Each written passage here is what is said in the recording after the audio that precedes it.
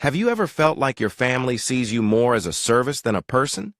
Like you're not really their daughter, sister, or cousin, but just the reliable one, the helper, the one who never says no? I didn't always think of myself that way. I'm Lisa, 25 years old, working as a software developer for a big tech company in Seattle. My job is challenging but rewarding. I work long hours, meet deadlines, and constantly push myself to grow. In the office, my colleagues respect me. My boss values me. But at home, I'm just the babysitter. I have two older cousins, Madison and Rachel, who have 4 kids between them, all under the age of 4. And somewhere along the way, I became their go-to childcare provider. At first, I didn't mind. I love my nieces and nephews. I was happy to help in emergencies, to babysit when needed, but over time, it stopped being occasional favors and became an expectation. No one asked anymore. They just assumed. And then one day I found out that my entire family had planned a cruise without me, because they expected me to stay behind and watch their kids. That was the moment everything changed. It started like any other week. I had just finished a massive project at work, a system update that required late nights and endless problem-solving. I was exhausted. But despite that, I still made it to my parents' house for our weekly family dinner. It was a routine I rarely missed, no matter how busy I was. That night, I walked in with a bottle of my mom's favorite wine, thinking I'd unwind with my family. My sister Rachel was on the couch scrolling through her phone. My dad was half watching a football game. My mom was fussing over dinner, and Madison had just walked in with her twins. The conversation flowed like usual. Updates about work, stories about the kids, the usual family gossip. Then, casually, Rachel muttered something that made my stomach drop. "Oh, we're giving Aunt Jean her retirement gift on the cruise." I froze mid-bite. "What cruise?" Rachel finally looked up from her phone. "The family cruise. We've been planning it for months." My heart started pounding. A cruise? A family cruise? How was this the first I was hearing of it? I turned to my mom. She gave me a nervous smile, the one she always gives when she knows she's done something wrong. "It's just a little trip," she said lightly. "A cruise to celebrate Aunt Jean's retirement. A few days in Hawaii." I stared at her. Why didn't anyone tell me? That was when Madison chimed in, like it was the most obvious thing in the world. "Well, we figured you'd be staying back to watch the kids." I felt like the air had been sucked out of the room. "Excuse me?" Rachel put her phone down and shrugged. "You don't have kids? You're always so dependable."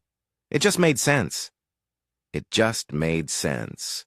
To them, my role in the family wasn't as a daughter, a cousin, or a sister. It was as the free babysitter. They had planned everything, without even consulting me, and they expected me to be okay with it. I looked at my mom, hoping she would say something, anything, to make this less painful. She just gave me another weak smile.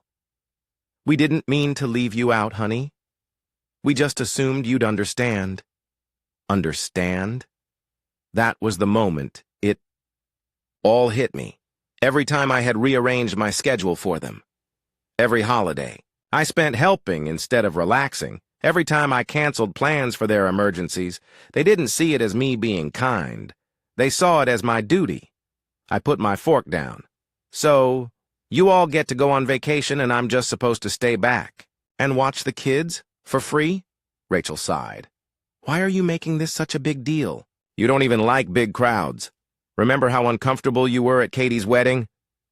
"Katie's wedding was 5 years ago, and I had the flu."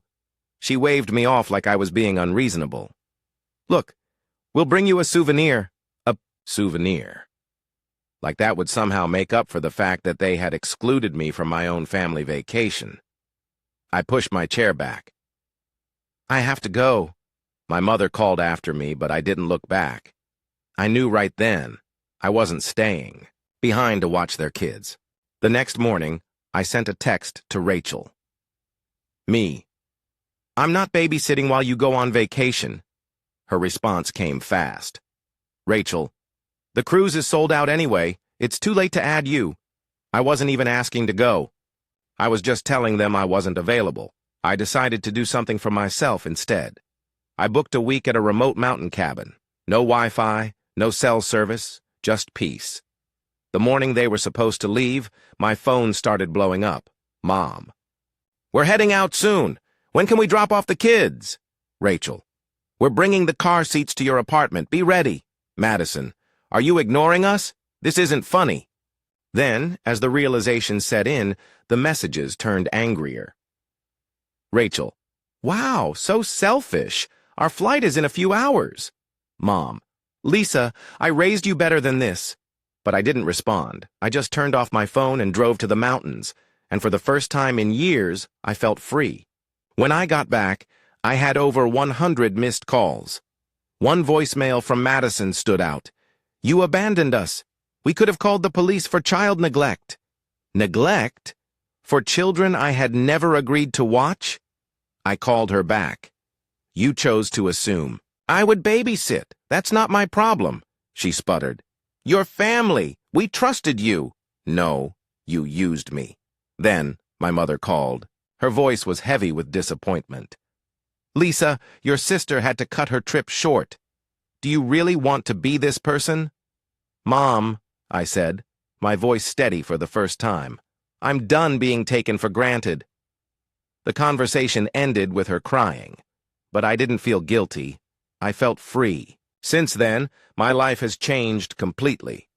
I cut contact with my sister and cousin, blocked them on social media, stopped answering their guilt-tripping messages.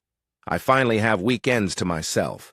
I've joined a hiking club, taken a photography class, and even started dating again. And for the first time in my adult life, I'm making plans. For me. My aunt, the only family member who truly saw me, called last week. I had no idea they treated you like that, she said. I'm proud of you for standing up for yourself. I choked back tears. Thank you. Because sometimes the hardest thing isn't saying no. It's realizing you should have said it a long time ago. Thank you for watching if you haven't subscribed.